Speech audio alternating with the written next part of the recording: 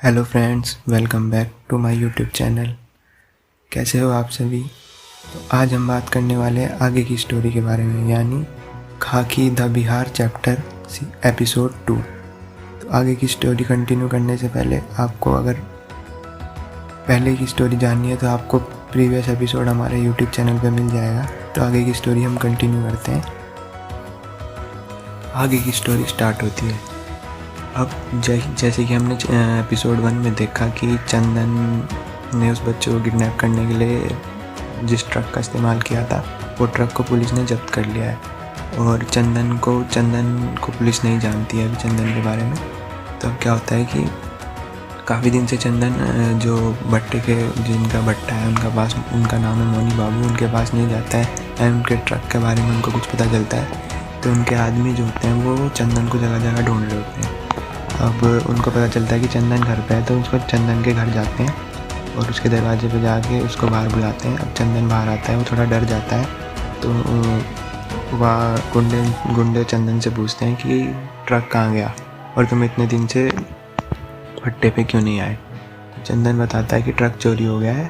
तो फिर वो आदमी बोलते हैं कि ठीक है, चलो तुम्हें मोनी बाबू ही तुमसे बात करेंगे। अब चंदन को लेके वो सब बाइक पे जैसे निकलते हैं, तभी चंदन के जो चाचा का बेटा होता है, वो जो मतलब गांव का छोटा मोटा नेता होता है, वो सामने आ जाता है और वो पूछता है कि कहाँ लेके जा रहे हैं। तो फिर चंदन बताता है कि हम जरा मोनी बाबू से मिलने जा रहे हैं, तो रुको हम आते हैं। अब वो सारे आदमी 3-4 आदमी बाइक पे चंदन को लेके भट्टे पे पहुँच जाते हैं। अब वहाँ पे क्या होता है कि चंदन और मोनी बाबू का आमना सामना होता है। पहले तो मोनी बाबू चंदन को चाय ऑफर करते हैं, जिससे चंदन को थोड़ा सा रिलैक्स होता है कि चलो कोई बात नहीं, मैं मोनी बाबू को समझा दूँगा। चंदन जैसी चाय पीने लगता है तो मोनी बाबू उससे ट्रक के बारे में पूछते हैं। तो चंदन बताता है कि ट्रक तो चोरी हो गया है।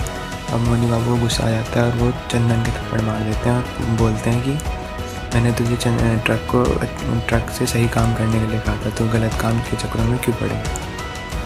अब धीरे धीरे बात आगे बढ़ती है। अब वो 2-3 थप्पड़ और मार देता है मोनी बाबू चंदन के। अब चंदन को गुस्सा आ जाता है। चंदन अपनी बेइज्जती सहन बिल्कुल नहीं कर पाता है। अब चंदन क्या करता है कि जो बंदूक उसने उस दिन उस आदमी से चुराई थी पिछले एपिसोड में, अब उस बंदूक से सीधा मोनी बाबू के पैर पे गोली मार देता है, जिससे उसके सारे आदमी डर जाते हैं। अब चंदन गन दिखा के उनके आदमियों से बाइक की चाबी लेता है और गन को जेब में रख के और वहाँ से निकल जाता है और अंडरग्राउंड हो जाता है।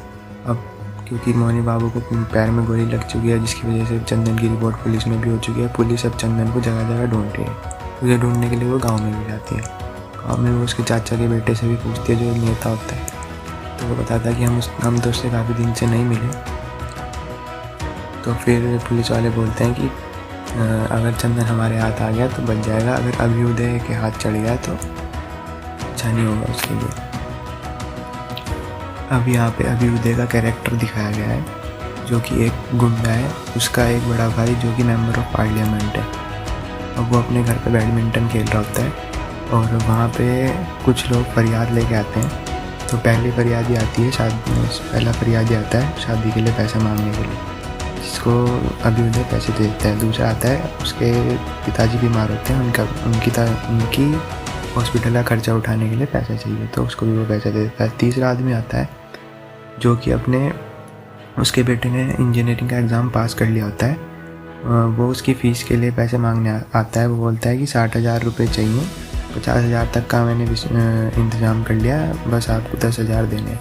तो अभ्युदय उसको मना कर देता है कि पढ़ लिख के वो क्या ही कर लेगा, एक काम करो, उसको कल से हमारे पास भेजो, वो हमारे खेत जोतेगा और यहाँ पे पैसे मिलेंगे। तो वो जो पिताजी होते हैं वो निराश होकर चले जाते हैं।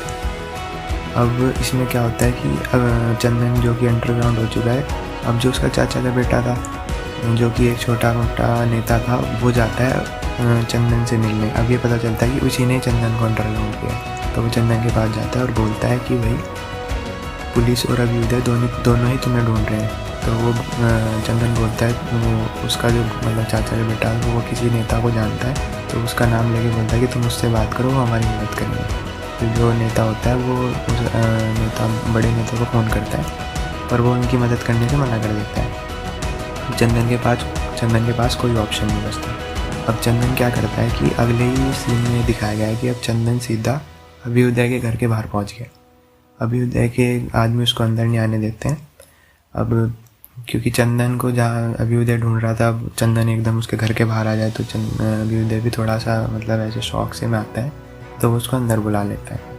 अब क्या होता है कि चंदन उसको बोलता है कि भैया आप मेरे को इतनी जगह ढूंढ रहे थे, मैं ही आपसे मिलने आ गया डायरेक्ट। तो मतलब उसे देख के थोड़ा सा इम्प्रेस भी होता है कि मतलब फिर वो अभ्युदय भी बोलता है कि अगर नहीं, चंदन बोलता है पहले, चंदन बोलता है कि हमको आपसे एक बात करनी है। तो अभ्युदय बोलता है अच्छा। तो वो बोलता है कि अगर मेरे आदमी तुम्हें उठा के लाए होते तो हम तुम्हारी कोई बात नहीं सुनते, पर लेकिन तुम खुद आए हो तो हम तुम्हारी बात ज़रूर सुनेंगे। तो फिर चंदन उसको पूरी विगतवार पूरी स्थिति बताता है कि मेरे से एक छोटी सी मिस्टेक हो गई जिसकी वजह से ट्रक को पुलिस ने जब्त कर लिया, और उसी बात को मैं उनको जो मेरे बॉस हैं भट्टा जो चलाते हैं उनको हम बता रहे थे, और लेकिन उन्होंने हमारी बहुत ज़्यादा बेइज्जती करी, उन्होंने हमारे थप्पड़ मारे। और अब क्या होता है कि चंदन की थोड़ी सी डेयरिंग देख के अभ्युदय भी थोड़ा सा मतलब इम्प्रेस होता है, और फिर चंदन ये बोलता है कि हमने पैर पे तो गोली मारी है, मारने को तो हम छाती पे भी मार सकते थे। तो इससे अभ्युदय बहुत ज़्यादा इम्प्रेस हो जाता है और वो बोलता है कि तुम सच में छाती पे गोली मार देते कि हाँ। तो एकदम चंदन गन निकालता है और एकदम उसके जितने भी बॉडीगार्ड्स होते हैं वो एकदम उन्हें लगता है कि ये अब अभ्युदय को गोली मार देगा, लेकिन ऐसा नहीं होता। चंदन सरेंडर कर देता है अभ्युदय के सामने। ये चीज़ देख के अभ्युदय इम्प्रेस हो जाता है और वो सीधा भट्टे के व्यापारी को फ़ोन कर देता है जो कि अभी हॉस्पिटल में। तो उसको फ़ोन करता है और बोलता है कि जो तुम्हारा ट्रक था तुम उसे भूल जाओ और सोचो कि तुमने उसे कबाड़ी को बेच दिया है, और चंदन का ध्यान रखना, आज से वो हमारा खास आदमी है। चंदन और अभ्युदय दोनों अच्छे दोस्त बन चुके हैं, मतलब एक दूसरे के लिए काम कर रहे हैं। चंदन बेसिकली अभ्युदय के लिए काम कर रहा है। अब स्टोरी पटना पहुंच जाती है सीएम हाउस में। सीएम हाउस में एक बड़े पुलिस ऑफिसर आए होते हैं अपना प्रमोशन कराने के लिए, वो सीएम से सिफारिश करते हैं। तो तब वहाँ पे ये डिसाइड होता है कि जो नालंदा ज़िला है उसमें ट्रांसफ़र किया जाए एसपी लोढ़ा का, जो कि मतलब इस वेब सीरीज़ में एक बहुत ज़्यादा इम्पोर्टेंट रोल निभा रहे हैं पुलिस के हिसाब से। तो उनका 1 महीने बाद नालंदा ज़िले में उनका ट्रांसफ़र हो जाता है, जिससे मिलने के लिए लाजो सिंह जो कि मेंबर ऑफ पार्लियामेंट है और अभ्युदय के भाई हैं, वो चंदन को लेके उनसे मिलने पहुंचते हैं पहले ही दिन। वहाँ पे उनको जैसे ही वो अंदर एंटर होते हैं तो वहाँ पे पहले ही मतलब अंदर उनसे कोई और मिल रहा होता है तो उनको वेटिंग करने के लिए बोला जाता है। अब वहीं पे अपोजिशन के बंदे बैठे होते हैं, भरता सिंह और अभ्युदय की थोड़ी सी बहस हो जाती है, हाथापाई हो जाती है थोड़ी सी, जिसकी वजह से पुलिस वाले उनको थोड़ा डरा देते हैं कि जेल में बंद कर देंगे तो वो शांत हो जाते हैं। अब वो जो अंदर बंदा बैठा होता है वो बाहर आ जाता है। अब लाजो सिंह चंदन को लेके एसपी साहब को कॉन्ग्रेचुलेशन करने के लिए अंदर जाते हैं। अब एसपी लोढ़ा को देख के चंदन को पुराना इंसिडेंट याद आ जाता है। चंदन उन्हें देख के थोड़ा सा डर जाता है और वो टोकरी को, जो फूलों की टोकरी होती है, उसको वहीं पे रख के और बाहर चला जाता है। अब वहाँ पे जो लाजो सिंह है मेंबर ऑफ पार्लियामेंट, वो ये बोलते हैं कि हमें आपसे और अच्छे से मुलाकात करनी थी, पर लेकिन अभी हम दिल्ली जा रहे हैं किसी काम से, तो बाद में आके हम आपसे मिलते हैं। अब क्या होता है कि स्टोरी में थोड़ा सा ट्विस्ट आता है कि चंदन, अभ्युदय और उसके 2 साथी और एक वकील और एक और कोई बंदा होता है, ये चारों गाड़ी में जा रहे होते हैं। चंदन ड्राइव कर रहा होता है, ये पूरे गाने गाते हुए जा रहे होते हैं मज़े में। अब क्या होता है कि जो भरता सिंह होता है, जिसकी बहस अभ्युदय के साथ पुलिस स्टेशन में हुई होती है, वो सामने से उनकी गाड़ी पे हमला कर देता है गन से, जिसकी वजह से उनकी गाड़ी के शीशे टूट जाते हैं। मतलब उनको गोली तो नहीं लगती, चंदन गाड़ी को बैक करके उनको बचा लेता है। लेकिन अभी उनके थोड़ा सा आत्मसम्मान की बात हो जाती है, तो अभ्युदय अब प्लान बनाता है कि हमको अपनी बेइज्जती का बदला लेना है। तो उनके पास होती है छोटी वाली गन, तो वो बड़ी गन AK-47 को ऑर्डर देता है और मंगा देता है।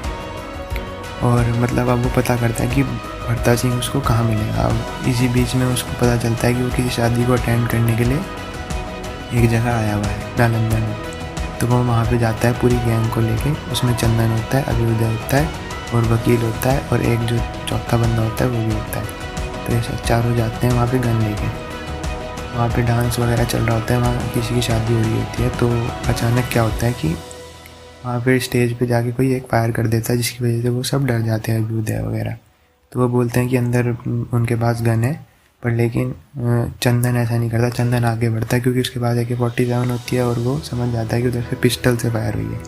तो चंदन जाके आगे बढ़ के एकदम फायर शुरू कर देता है, साथ में ये भी सपोर्ट करते हैं और वो भरता सिंह को मार देते हैं। और ये सारा कांड करके वो चारों अंडरग्राउंड हो जाते हैं। अब चंदन की ये डेयरिंग देख के अभ्युदय थोड़ा सा और उसके क्लोज आ जाता है और उसको थोड़ा सा ऊपर का दर्जा दे देता है। अब ये चारों अंडरग्राउंड हो जाते हैं, जिसकी खबर लाजो सिंह को नहीं होती है। अब लाजो सिंह का अभ्युदय के पास फ़ोन आता है बाद में कि तुमने ये क्या कर दिया, तुम्हें ऐसा नहीं करना चाहिए था, वगैरह वगैरह बोलता है उसको। और उसके बाद चंदन और अभ्युदय और वो दो उनके मतलब उनकी गैंग के मेंबर बैठे खाना खा रहे होते हैं। अभ्युदय अब लाजो सिंह को ये बोलता है कि मतलब उन्होंने पहले शुरुआत की थी, हमने शुरुआत नहीं करी थी। तो जब खाना खा रहे होते हैं तो जो उनमें से एक बंदा होता है जिसका नाम वकील होता है, उनकी गैंग का मेंबर, वो चंदन को बोलता है कि जाके खाना उठा के लेके आ।